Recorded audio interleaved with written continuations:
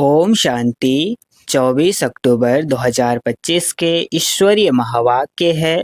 पहले सुनते हैं मुरली के मुख्य पॉइंट्स। बाबा ने कहा, बच्चे, मैं तुम्हें घर की राह बताने आया हूँ। बस आत्माभिमान में रहो तो यह राह सहज दिखाई देगी। यह बना बनाया ड्रामा सदा चलता रहता है। हर आत्मा अपना पार्ट बजाकर फिर आगे बढ़ जाती है। इसमें शौक का स्थान नहीं। सतयुग के देवता इसलिए मोहजित कहलाते हैं क्योंकि वे जानते हैं मृत्यु नहीं, केवल वेश परिवर्तन है। बाप समझाते हैं सबसे बड़ी हिंसा काम कटारी चलाना है। इसलिए सच्चा अहिंसक वही है जो पवित्र बने।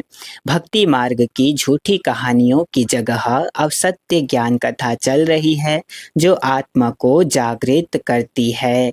लास्ट में बाबा ने कहा, सच्ची संतोषी देवी वही है जो हर परिस्थिति में प्रसन्न और आशा रहित रहे क्योंकि उसे सर्व कुछ बाबा से मिल चुका है। अच्छा, अब सुनते हैं मुरली को विस्तार से। मुरली का सार। मीठे बच्चे, बाबा आए हैं तुम्हें घर की राह बताने। तुम आत्माभिमानी होकर रहो तो यह राह सहज देखने में आएगी।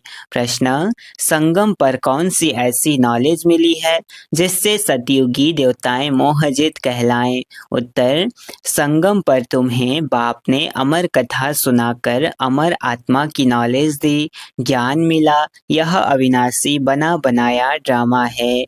हर एक आत्मा अपना अपना पार्ट बजाती है। वह एक शरीर छोड़ दूसरा लेती है। इसमें रोने की बात नहीं। इसी नॉलेज से सतयुगी देवताओं को मोहजित कहा जाता। वहाँ मृत्यु का नाम नहीं। खुशी से पुराना शरीर छोड़ नया लेते हैं। गीत में है, नयनहीन को राह दिखाओ प्रभु। ओम शांति। मीठे मीठे रूहानी बच्चों प्रति रूहानी बाप कहते कि राह तो दिखलाता हूँ परंतु पहले अपने को आत्मा निश्चय कर बैठो। देही अभिमानी होकर बैठो तो फिर तुमको राह बहुत सहज देखने आएगी। भक्ति मार्ग में आधा कल्प ठोकरें खाई है। भक्ति मार्ग की अथाह सामग्री है। अब बाप ने समझाया है बेहद का बाप एक ही है। बाप कहते हैं तुमको रास्ता बता रहा हूँ। दुनिया को यह भी पता नहीं कौन सा रास्ता बताते हैं। दुनिया को यह भी पता नहीं कि कौन सा रास्ता बताते हैं। मुक्ति, जीवन मुक्ति, गति और सद्गति का। मुक्ति कहा जाता है शांति धाम को। आत्मा शरीर बिगड़ कुछ भी बोल नहीं सकती। कर्मेंद्रियों द्वारा ही आवाज होता है। मुख से आवाज होता है। मुख न हो तो आवाज कहाँ से आएगा? आत्मा को यह कर्मेंद्रियां मिली हैं कर्म करने के लिए। रावण राज्य में तुम विकर्म करते हो। यह विकर्म छी छी कर्म हो जाते हैं। सतयुग में रावण ही नहीं तो कर्म अकर्म हो जाते हैं। वहाँ 5 विकार होते नहीं। उसको कहा जाता है स्वर्ग। भारतवासी स्वर्गवासी थे, अब फिर कहेंगे नरकवासी। विषय वैतरणी नदी में गोता खाते रहते हैं। सब एक दो को दुख देते रहते हैं। अब कहते हैं बाबा ऐसी जगह ले चलो जहाँ दुख का नाम न हो। वह तो भारत जब स्वर्ग था तब दुख का नाम नहीं था। स्वर्ग से नरक में आए हैं, अब फिर स्वर्ग में जाना है। यह खेल है। बाप ही बच्चों को बैठ समझाते हैं। सच्चा सच्चा सत्संग यह है। तुम यहाँ सत्य बाप को याद करते हो। वही ऊंचते ऊंच भगवान है। वह है रचता। उनसे वर्षा मिलता है। बाप ही बच्चों को वर्षा देंगे। हद का बाप होते हुए भी फिर याद करते हैं, हे भगवान, हे परमपिता परमात्मा रहम करो। भक्ति मार्ग में धक्के खाते खाते हैरान हो गए हैं। कहते हैं, हे बाबा, हमको सुख शांति का वर्षा दो। यह तो बाप ही दे सकते हैं, सो भी 21 जन्म के लिए। हिसाब करना चाहिए। सतयुग में जब इनका राज्य था तो जरूर थोड़े मनुष्य होंगे। एक धर्म था, एक ही राजाई थी। उनको कहा जाता है स्वर्ग सुख धाम। नई दुनिया को कहा जाता है सतो प्रधान, पुरानी को कहा जाता है तमो प्रधान। हर एक चीज पहले सतो प्रधान फिर सतो रजो तमो में आती है। छोटे बच्चे को सतो प्रधान कहेंगे। छोटे बच्चे को महात्मा से भी ऊंच कहा जाता है।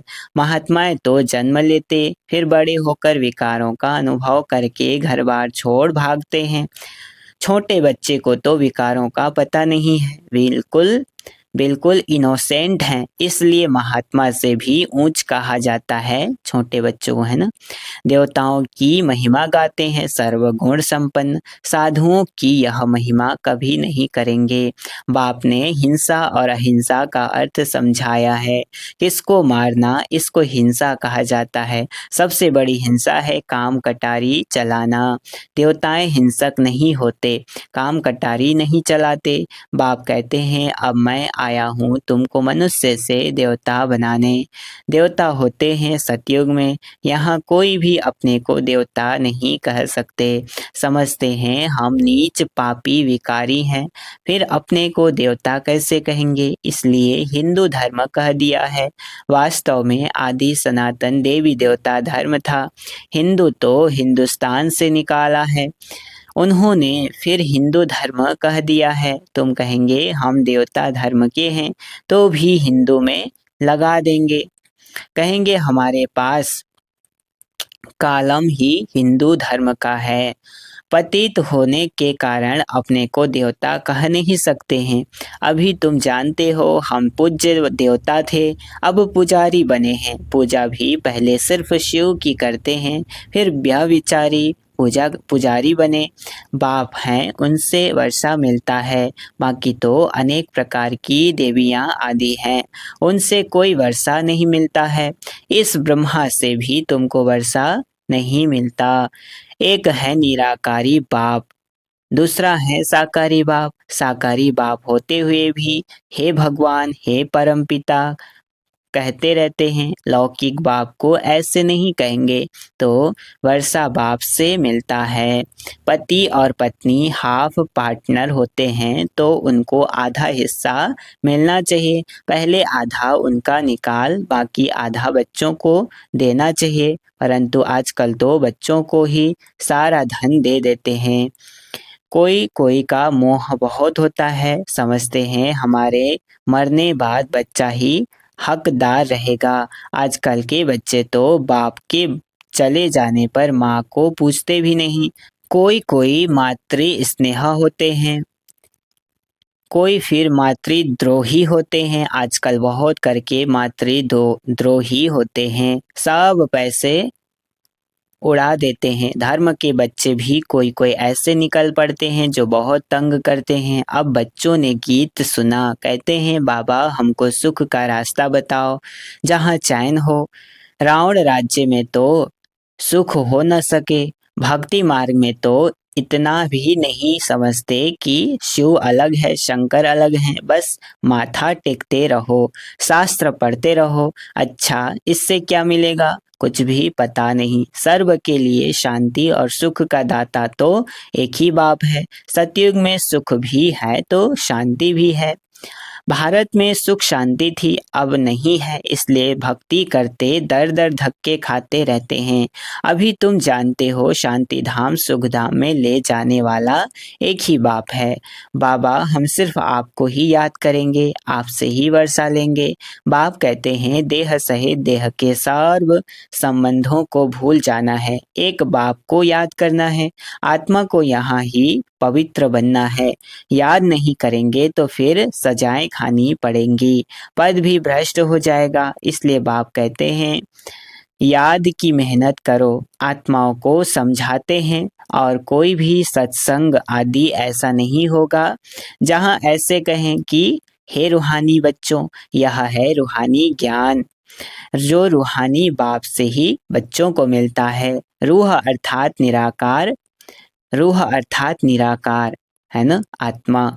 शिव भी निराकार है ना, तुम्हारी आत्मा भी बिंदी है बहुत छोटी, उनको कोई देख न सके सिवाय दिव्य दृष्टि के।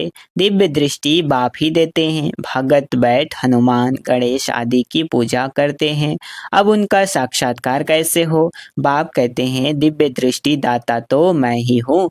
जो बहुत भक्ति करते हैं तो फिर मैं भी उनको साक्षात्कार कराता हूँ, परंतु इससे फायदा कुछ भी नहीं, सिर्फ खुश हो जाते हैं। पाप तो फिर भी करते हैं, मिलता कुछ भी नहीं, पढ़ाई बिगड़ कुछ बन थोड़े ही सकेंगे। देवताएं सर्वगुण संपन्न है, तुम भी ऐसे बनो ना। बाकी तो वह है सब भक्ति मार्ग का साक्षात्कार। सचमुच श्री कृष्ण से झूलो, स्वर्ग में उनके साथ रहो, है ना। लोग भक्ति करते हैं, आप सचमुच श्री कृष्ण के साथ झूलो, स्वर्ग में उनके साथ रहो। वह तो पढ़ाई पर है, जैसा हमारा पुरुषार्थ है। जितना श्रीमत पर चलेंगे उतना ऊंच पद पाएंगे। श्रीमत भगवान की गाई हुई है, श्री कृष्ण की श्रीमत नहीं कहेंगे। परमपिता परमात्मा की श्रीमत से श्री कृष्ण की आत्मा ने यह पद पाया है। तुम्हारी आत्मा भी देवता धर्म में थी, अर्थात श्री कृष्ण के घराने में थी। भारतवासियों को यह पता नहीं है कि राधे कृष्ण आपस में क्या लगते थे। दोनों ही अलग अलग राजाई के थे। फिर स्वयंवर बाद लक्ष्मी नारायण बनते हैं। यह सब बातें बाप ही आकर समझाते हैं। अब तुम पढ़ते ही हो, स्वर्ग का प्रिंस प्रिंसेस बनने के लिए। प्रिंस प्रिंसेस का जब स्वयंवर होता है तब फिर नाम बदलता है। तो बाप बच्चों को ऐसा देवता बनाते हैं। अगर बाप की श्रीमत पर चलेंगे तो तुम हो मुख वंशावली, वह है कुख वंशावली। वह ब्राह्मण लोग हथियाला बांधते हैं काम चिता पर बिठाने का। अभी तुम सच्चे सच्चे ब्राह्मणियां काम चिता से उतार ज्ञान चिता पर बिठाने हथियाला बांधते हो, तो वह छोड़ना पड़े। यहाँ के बच्चे तो लड़ते झगड़ते पैसा भी सारा बर्बाद करते हैं। आजकल दुनिया में बहुत गंद है, सबसे गंदी बीमारी है बायोस्कोप। अच्छे बच्चे भी बायोस्कोप में जाने से खराब हो पड़ते हैं, इसलिए बीके को बायोस्कोप में जाना मना है। हाँ, जो मजबूत हैं उनको बाबा कहते हैं, वहाँ भी तुम सर्विस करो, उनको समझाओ यह तो है हद का बायोस्कोप। एक बेहद का बायोस्कोप भी है, बेहद के बायोस्कोप से ही फिर यह हद के झूठे बायोस्कोप निकले हैं। अभी तुम बच्चों को बाप ने समझाया है मूल वतन जहाँ सभी आत्माएं रहती हैं, फिर बीच में है सूक्ष्म वतन, यह है साकार वतन। खेल सारा यहाँ चलता है, यह चक्र फिरता ही रहता है। तुम ब्राह्मण बच्चों को ही स्वदर्शन चक्रधारी बनना है, देवताओं को नहीं। परंतु ब्राह्मणों को यह अलंकार नहीं देते हैं, क्योंकि पुरुषार्थी हैं, आज अच्छे चल रहे हैं कल गिर पड़ते हैं, इसलिए देवताओं को दे देते हैं। श्री कृष्ण के लिए दिखाते हैं, स्वदर्शन चक्र से अकासुर बकासुर आदि को मारा। अब उनको तो अहिंसा परमो धर्म कहा जाता है, फिर हिंसा कैसे करेंगे? यह सब है भक्ति मार्ग की सामग्री। जहाँ जाओ शिव का लिंग ही होगा, सिर्फ नाम कितने अलग अलग रख दिए हैं। मिट्टी की देवियाँ कितनी बनाते हैं, श्रृंगार करते हैं, हजारों रुपया खर्च करते हैं। उत्पत्ति की फिर पूजा करेंगे, उत्पत्ति की फिर पूजा करेंगे, पालना कर फिर जाए डुबोते हैं, है ना। कितना खर्चा करते हैं, गुड़ियों की पूजा है, गुड़ियों की पूजा में कितना खर्चा करते हैं।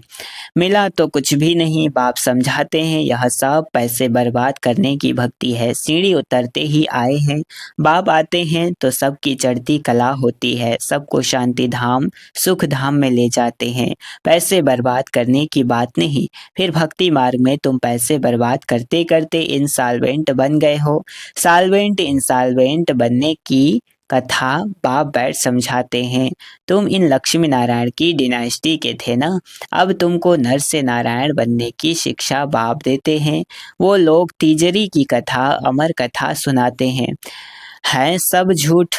तिजरी की कथा तो यह है जिससे आत्मा का ज्ञान का तीसरा नेत्र खुलता है, सारा चक्र बुद्धि में आ जाता है। तुमको ज्ञान का तीसरा नेत्र मिल रहा है, अमर कथा भी सुन रहे हो। अमर बाबा तुमको कथा सुना रहे हैं, अमरपुरी का मालिक बनाते हैं। वहाँ तुम कभी मृत्यु को नहीं पाते। यहाँ तो काल का मनुष्यों को कितना डर रहता है। वहाँ डरने की रोने की बात नहीं, खुशी से पुराना शरीर छोड़ नया ले लेते हैं। यहाँ कितना मनुष्य रोते हैं, यह है ही रोने की दुनिया। बाप कहते हैं यह तो बना बनाया ड्रामा है, हर एक अपना अपना पार्ट बजाते रहते हैं। यह देवताएं मोहजित है ना। यहाँ तो दुनिया में अनेक गुरु हैं जिनकी अनेक मतें मिलती हैं, हर एक की मत अपनी। एक संतोषी देवी भी है जिसकी पूजा होती है। अब संतोषी देवियाँ तो सतयुग में हो सकती हैं, यहाँ कैसे हो सकती? सतयुग में देवताएं सदैव संतुष्ट होते हैं। यहाँ तो कुछ न कुछ आश रहती है, वहाँ कोई आस नहीं होती। बाप सबको संतुष्ट कर देते हैं, तुम पदम पति बन जाते हो। कोई अप्राप्त वस्तु नहीं रहती। जिसकी प्राप्ति की चिंता हो वहाँ चिंता होती ही नहीं। बाप कहते हैं सर्व का सद्गति दाता तो मैं ही हूँ। तुम बच्चों को 21 जन्म के लिए खुशी ही खुशी देते हैं। ऐसे बाप को याद भी करना चाहिए। याद से ही तुम्हारे पाप भस्म होंगे और तुम सतो प्रधान बन जाएंगे। यह समझने की बातें हैं। जितना औरों को जास्ती समझाएंगे उतना प्रजा बनती जाएगी और ऊंच पद पाएंगे। यह कोई साधु आदि की कथा नहीं है। भगवान बैठ इनके मुख द्वारा समझाते हैं।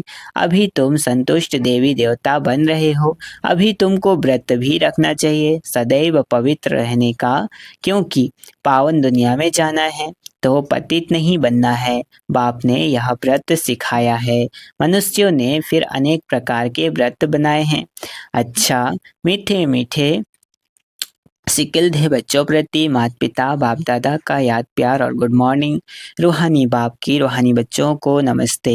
हम रूहानी बच्चों की रूहानी माता पिता बाप दादा को याद प्यार और गुड मॉर्निंग। नमस्ते नमस्ते नमस्ते। शुक्रिया बाबा, शुक्रिया। धारणा के लिए मुख्य सार है। पहला पॉइंट, एक बाप की मत पर चल, सदा संतुष्ट रहा, संतोषी देवी बनना है। यहाँ कोई भी आश नहीं रखनी है। बाप से सर्व प्राप्तियां कर पदमपति बनना है। दूसरा, सबसे गंदा बनाने वाला बायोस्कोप सिनेमा है। तुम्हें बायोस्कोप देखने की मना है। तुम बहादुर हो तो हद और बेहद के बायोस्कोप का राज समझ दूसरों को समझाओ, सर्विस करो। बहादुर हो ना। वरदान आज का पुरुषार्थ और सेवा में विधि पूर्वक वृद्धि को प्राप्त करने वाले तीव्र पुरुषार्थी भव। क्या कहा? पुरुषार्थ और सेवा में विधि पूर्वक वृद्धि को प्राप्त करने वाले तीव्र पुरुषार्थी भव। विस्तार, ब्राह्मण अर्थात विधि पूर्वक जीवन। कोई भी कार्य सफल तब होता है जब विधि से किया जाता है। अगर किसी भी बात में स्वयं के पुरुषार्थ या सेवा में वृद्धि नहीं होती है तो जरूर कोई विधि की कमी है। इसलिए चेक करो कि अमृत बेले से रात तक मनसा वाचा कर्मणा व संपर्क विधि पूर्वक रहा, अर्थात वृद्धि हुई। क्या कहा? चेक करो कि अमृत बेले से रात तक मनसा वाचा कर्मणा व संपर्क विधि पूर्वक रहा, अर्थात वृद्धि हुई। अगर नहीं तो कारण को सोचकर निवारण करो, फिर दिल शिकस्त नहीं होंगे। अगर विधि पूर्वक जीवन है तो वृद्धि अवश्य होगी और तीव्र पुरुषार्थी बन जाएंगे। स्लोगन, स्वच्छता और सत्यता में संपन्न बनना ही सच्ची पवित्रता है। क्या कहा? स्वच्छता और सत्यता में संपन्न बनना ही सच्ची पवित्रता है। अव्यक्त इशारे, स्वयं और सर्व के प्रति मनसा द्वारा योग की शक्तियों का प्रयोग करो। जहाँ वाणी द्वारा कोई कार्य सिद्ध नहीं होता है तो कहते हो यह वाणी से नहीं समझेंगे, शुभ भावना से परिवर्तन होंगे। जहाँ वाणी कार्य को सफल नहीं कर सकती, वहाँ साइलेंस की शक्ति का साधन शुभ संकल्प, शुभ भावना, नयनों की भाषा द्वारा रहम और स्नेह की अनुभूति कार्य सिद्ध कर सकती है। अच्छा, ओम शांति।